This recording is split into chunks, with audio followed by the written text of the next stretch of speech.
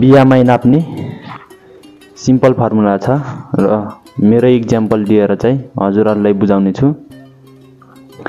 BMI नाप्दाखेरि हाम्रो सबैभन्दा पहिला आफ्नो शरीरको तौल लिनुपर्छ र तौल चाहिँ केजीमा हुनुपर्छ र उचाइ चाहिँ मिटरमा हुनुपर्छ। यहाँ हेर्न सक्नुहुन्छ मेरो हाइट 170 सेन्टिमिटर हो, जुन चाहिँ 5 फुट 7 इन्च हुन्छ र मेरो वेट चाहिँ 70 केजी छ।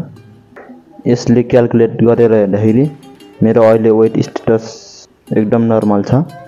यदि मेरो वेट 75 भयो भने म ओभरवेटको क्याटेगोरीमा आउँछु र ओभरवेट भयो भने तल देखाइएको सबै समस्याहरू मलाई हुने सम्भावना एकदम धेरै हुन्छ र मेरो वेट 51 केजी भयो भने म अन्डरवेटको क्याटेगोरीमा आउँछु र तल भएको यी समस्याहरू मलाई देखिने सम्भावना बढी हुन्छ।